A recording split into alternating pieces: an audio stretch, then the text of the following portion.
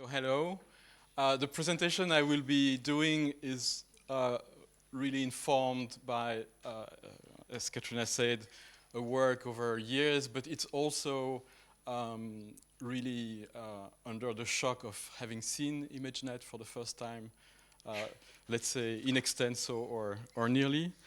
So there are things that are, and it's a bit strange to say that when you are supposed to have worked on it for years, that are really fresh for me, and so the, the, the presentation will be a mix between things that have had the time to mature and others that are still that I'm still trying to think about. So just before diving in, I think to connect to Katrina's presentation, I would like to use this image, which it's a slide from a Fei-Fei's presentation, and she compares two datasets. The dataset at the top is a tiny image by Antonio Torralba, and the second one, so with the red box, is ImageNet.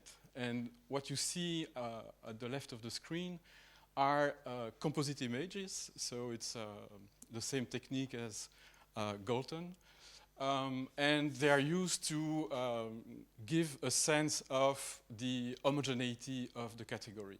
So what you can see at the first top of the screen are images which you can still somehow distinguish in the composites some sort of emerging ghost of the category. So if you see a sort of panda emerging from the second image, and so on. When you look at ImageNet, what you see is a much grayer, much blurry picture.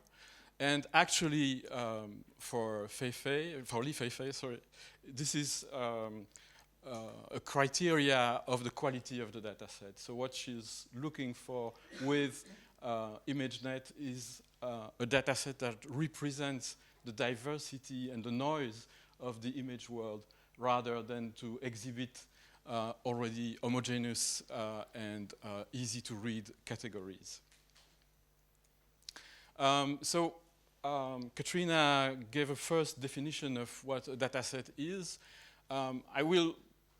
It has been a few years that I'm still trying to understand what it can mean for us when we look at that, not from necessarily within computer vision, but from these strange practices that we develop here at the gallery, where we go in and out this world of computer vision and in and out photography. So the way I will present the dataset today is much more around these ideas. First, as a patchwork of resources. So to talk about the dataset as something that exists in an ecology of practices, an ecology of systems, other apps, and so on, and that's not something that stands alone. I will talk about it as a scale, because I think it's really important for Dr. Lee. The production of ImageNet has been an effort to figure out what's the right scale of the problem, and I hope I will be able to explain a bit more what that means and why it's important. And then, I hope I will have enough time to go into that, because I think it's like the most recent, and I'm really hoping to have a conversation about that today, is the stratification of old and new technologies. And for that, I would like to spend time talking about the WordNet technology. So basically, what I will do is to go into the production of ImageNet, so constructing ImageNet. The slides that you see come from a conversation that Lee is having with engineers at Google. And the slides, in a way, I like to show them because they also visually, it's also the visual world of these people who construct data sets and how they talk to each other and the kind of iconography that they are using. So essentially, in terms of resources, in terms of ecology, first, it's important to know that they do not generate the images themselves. So it's a collection of images. So it's a whole effort of finding these images. And so there wouldn't be ImageNet if there wasn't a huge amount of production of images and that are available freely on the internet with different levels of rights issue. The second step in the construction of ImageNet is when all these images are collected, it's the cleaning of the candidate images, because the way they do that is that they submit queries on visual search engines like Google Images. They receive the result, but of course, as you know, the results are quite messy, so they need people to sort out, to classify these images, and that's done by humans. If you look at the list of URLs of images that are in ImageNet, half of them come from Flickr. So that gives you a sense of where the bulk of the production of these images come from. It's also a very specific moment in the history of the web. Of course, that was the moment where a lot of people who wanted to share images were using that kind of platforms. Probably today, that if we have to remake ImageNet today, you probably will not have such a domination of Flickr, but other sources of images would come. But also, it tells you a lot about the dominance of platforms and their importance in the kind of images that are available for these datasets. Now we imagine we have acquired all these images. We have this huge amount of them, and they need to be classified. They need to be verified. So do they correspond, yes or no, to a label? Of course, when your goal is to have 40,000 categories with 10,000 images that are candidate for these categories, you can quickly do the math, and it takes really a lot of time. So as you see, and that's where I think it's important to think about scale, because scale is, of course, the mass, the volume of images that need to be processed, but it needs then to put people to work at a certain pace, right? So the scale of the data set, so the sheer number, the sheer volume of images, also implies that you have a lot of people that will work for you with little money, and on the other hand, that you can hire a mass of workers that will speed through their task. So this is, for instance, just to give you an idea, so ImageNet hired more than 25,000 workers from November 2008 to September 2009. So it means that it's quite an important project. So it's not, there is a myth that the revolution of AI happens in a garage with somebody alone on his computer.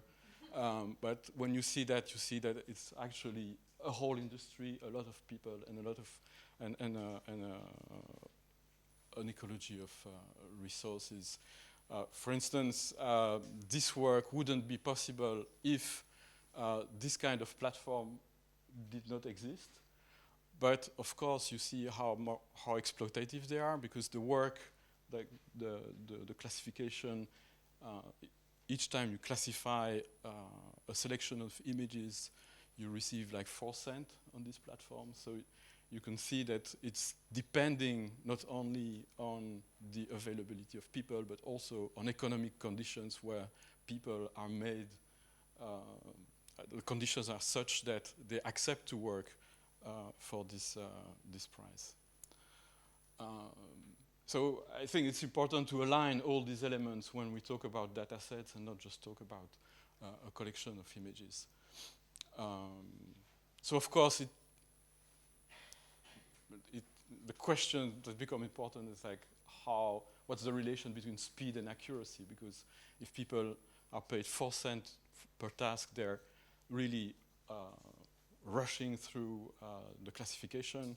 So how to at the same time keep them going at that speed, but at the same time having enough precision for the classification to be accurate. I will skip this one. So the people who are actually doing this work are in front of that kind of interface. So there is a lot to unpack in this kind of interfaces, but here just you can have, I will come back to the details of it, but just what you can see is the number of images they receive. They have a definition of the label they need to verify for each of these images. So for instance, here they need to see if these images depict the concept of delta, and you have the definition just after that, a low triangular area of alluvial deposits where a river divides before entering a larger body of water. What you have there is a mixed bag of images that responded to the query delta. But that can be the brand, the model of a car, that can be the name of a pop album, that can be the name of a person, and that can be, of course, the correct label. So you can see that that's really going, you have this kind of unfiltered result. You can see the car on the left of the screen. That's the enlargement of the image. So the people who are actually doing this work of classification do not see the images with more precision than this. So it gives you a sense of, again, the scale. The scale is not just a lot of images, it's also speed, it's also a certain way of seeing, way of looking at images. And you have 6 pages like this before you can have 4 cents. So now I would like to come to this stratification of technologies, and I would like to speak about, let's say, the semantic structure that is behind ImageNet. And this semantic structure is provided by WordNet. WordNet is a project that has been started in '85 at, let me say if it's Stanford, and by George Miller. And the idea with WordNet is a bit to attempt to make a sort of dictionary that is usable by machines, that has the scale of, let's say, the vocabulary we use on a daily basis. So it's really a first attempt to create a taxonomy also at scale. And that's why Dr. Lee is interested in WordNet, is because it provides not only a rich list of names, but it provides them at a very high volume. Just because I will probably be using that, or you will see that if you are going further into the ImageNet world. In the taxonomy of WordNet, it's a very specific approach to taxonomy. So, for instance, in the WordNet view, there is no words, so to say, but there are what they call synsets. In short, a synset can be understood as a category, but what it means is a set of synonyms. So, for instance, and with this set of synonyms, they think they are able to differentiate every concept. So, for instance, you have here the different synsets for the word board, and you can see that in the classification, you have three meanings for board, or board is associated to three synsets. One is related to furniture, article of furniture and dining table. Another is related to the administrative body, committee, commission. It's another form of board. And then you have the food, nutrient, fare, board table. And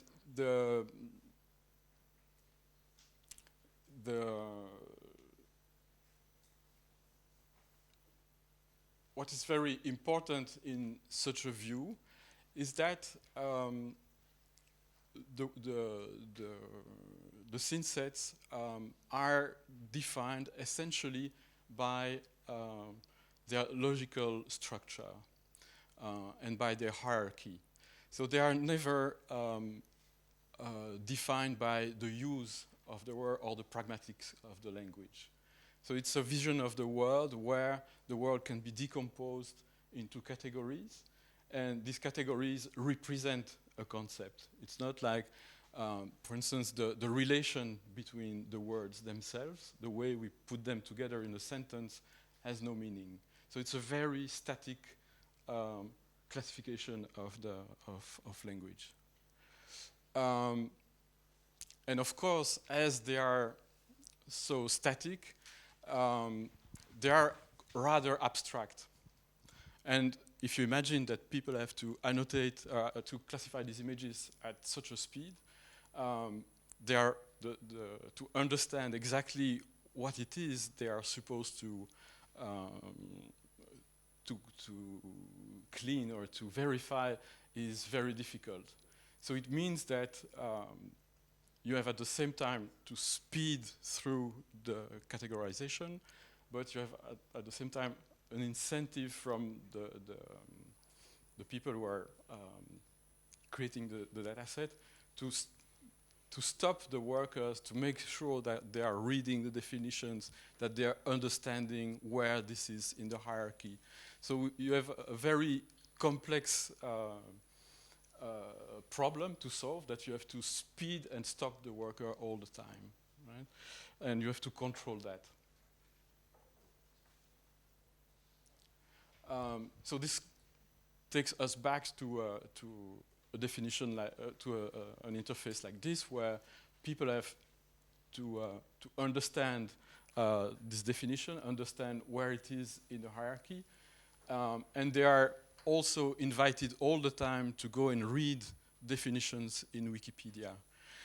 So you can see that this work is at the same time a work that is presupposing that classification and the understanding of the world according to label is evident and can be done very fast. But on the other hand, you have also this problem of trying to slow down and to invite people to read and to research about these different. So we are. You can imagine that it's even more of a problem for somebody who is forced to do this task. Why a hierarchical taxonomy matters? It's because when you train an algorithm and you want this algorithm to recognize elements in the world, you would like to know how it performs, how well it performs. And you don't want to just say how this algorithm performs, recognizes this label in an image or doesn't, but you would like also to see what is the kind of error that it is making. So hierarchy in that context is very important, because it, as she says, classifying a dog as a cat is probably not as bad as classifying as a microwave, right? So that's really this. It's at the same time it makes sense from a very practical point of view, but on the other hand, not everything in the world fits so well a hierarchy.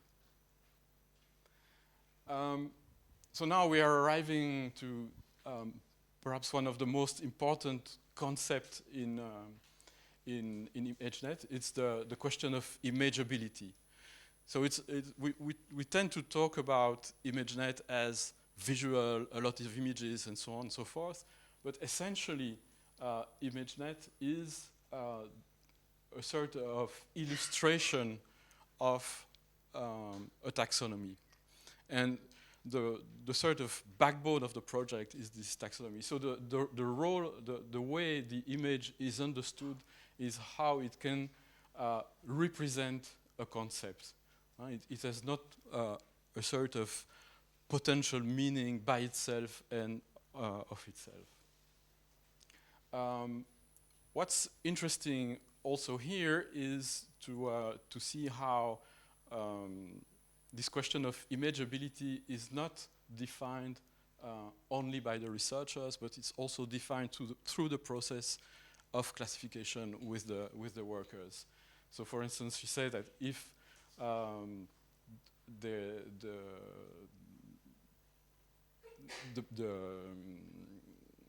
people who do the classification do not agree, do not reach a consensus on an image, then this on a concept. So if there is no images that match the concept according to the people who do the classification, then the category is just removed.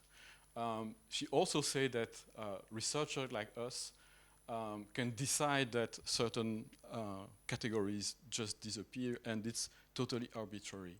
So that's also very interesting because at the same time, this dataset is extremely important. It's a sort of reference in computer science. But on the other hand, the way categories are in and out can be just because she decided that this is a fluffy noun. Right? So it's interesting because it's important to understand that in this project there is at the same time a high level of accountability for certain things, and for others it's totally contingent. So that's Lee phrasing how the workers actually, when they disagree, we don't know what to do with that, and the category is removed. So there is no, it's important to understand, there is no sort of knowledge from Lee and her colleagues about what is actually in ImageNet. So it's too big for them, so they outsource the work. And so you have this problem of the value of this work, because it needs to be, with low value, to be outsourced. It needs to, it's just worth 4 cents, right? But on the other hand, it's shaping the whole project. So it's a paradox that it's difficult to negotiate. And that's really something that you can see where somebody who is an expert in the category that needs to be verified enters the game. Because of course, for them, it's such a large project that they cannot make a sort of, they cannot follow a debate around a category. So they just take the consensus as a decision. But when somebody is a specialist from, I don't know, a zoologist, somebody who knows a lot about repairing cars and so on, this person may have a knowledge that makes his decision different from the consensus, but better, right? But then that's a problem in this kind of system, because it's all geared toward the productivity and not the specialization. So the person who is a specialist needs to fill this form saying, hey, I'm a specialist. But that's a penalty, because this person loses time and then loses the opportunity to make sense in the system.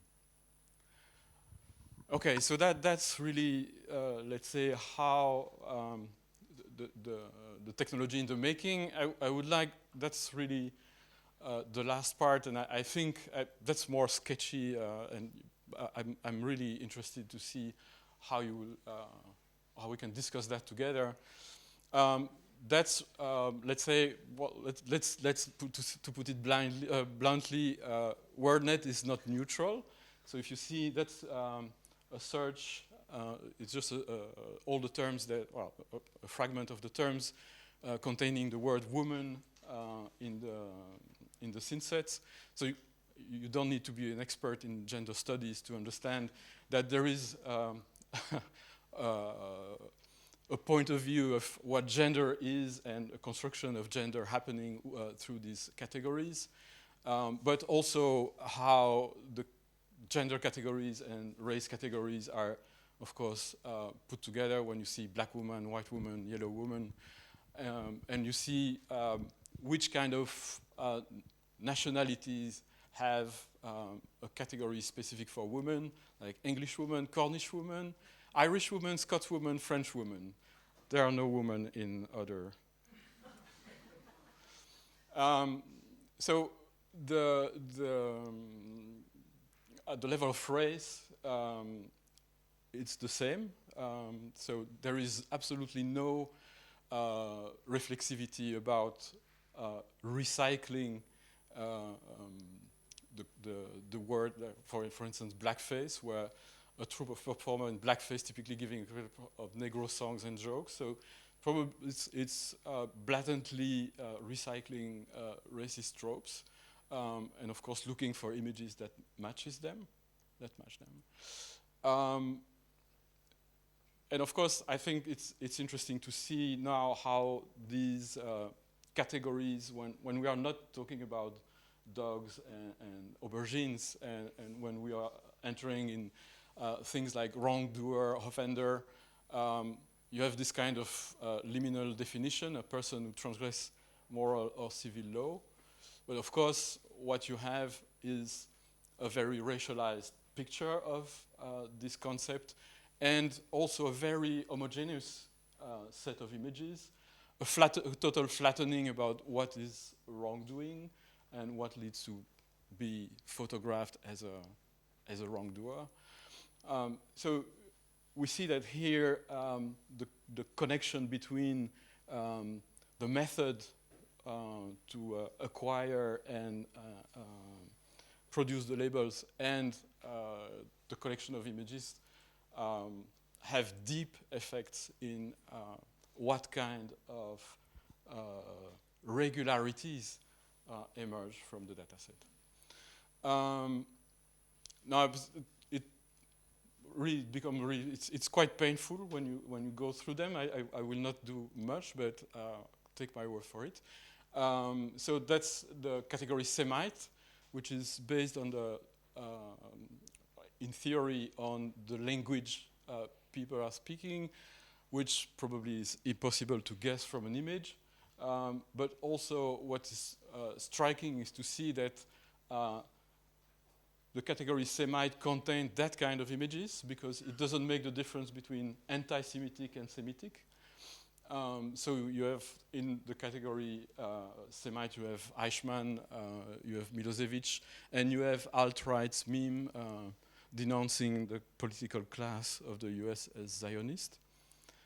And then you have, of course, the cumulative problem of the label and the structure, because the structure is also, of course, giving meaning. So, for instance, you have transsexual classified under anomaly or usual person at the same level as automaton, zombie, eccentric. I think you get. So that's really where you can see that using these data sets are anything but problematic, and by their sheer size, the way they are usually presented, that's something that really needed quite a lot of digging.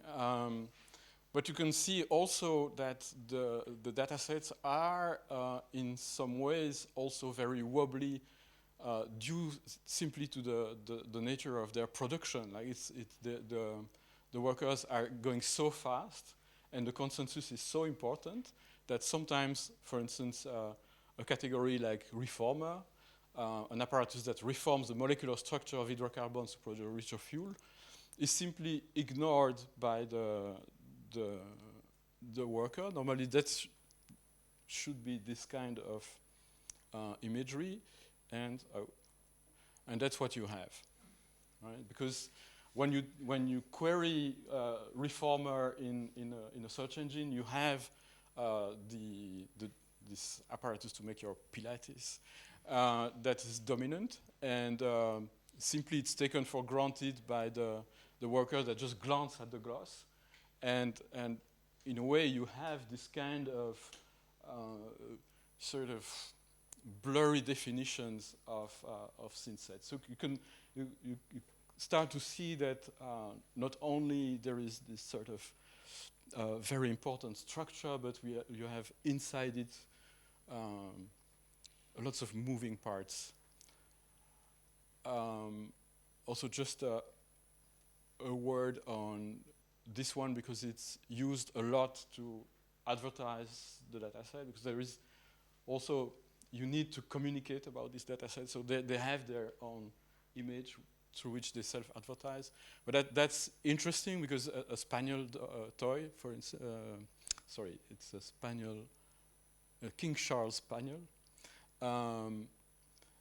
is actually a living category, because it's a breed that has been manufactured, that is groomed, that has been produced by a mix of various breeds that have been maintained, that there are controls, and so on. So when you photograph this kind of animal, you don't photograph an animal, you photograph already a category. So it's interesting to see that all these levels of categorization enter into the picture and are picked up by the algorithm when it tries to detect regularities. Just as a joke, of course, you don't have photograph in the list. You have photocopier, photographic equipment, photographic paper, but you don't have photograph, so it doesn't see itself. So to sort of see how, because it's not that everything I said is totally ignored by Dr. Lee and colleagues and other people making data sets, but it's also interesting to see where the question of the discipline comes into play and where the responsibilities and the accountability is defined. So for instance, here, it's really interesting that WordNet, well, I think it speaks for itself, reflects some well-accepted ontology. She's not claiming that WordNet is perfect, but there is structure. So WordNet provides structure. Another could provide structure also. We happen to find this one. We are not taking in charge this problem. We are not making it a reflexive part of our practice. But it's interesting that this problem keeps on coming back in different interviews, and is, for instance, the way this is a conversation with at the Googleplex, where a researcher asked her why the use of WordNet and if images may have their own hierarchy. So I really like this question because it opens up the problem to another approach that would probably sidestep this dominance of the taxonomy. But the answer is also interesting. We haven't come up with our own hierarchy. We have to rely on something that is why we start with WordNet. There is also a lot of discussion about WordNet being free, so being something that you cannot produce and it's too expensive to produce. Does WordNet fully reflect the visual hierarchy? I don't think so. If it is related, absolutely. And I really like the last sentence, and I would like to finish with it. The relationship between language and vision is really close, even in human.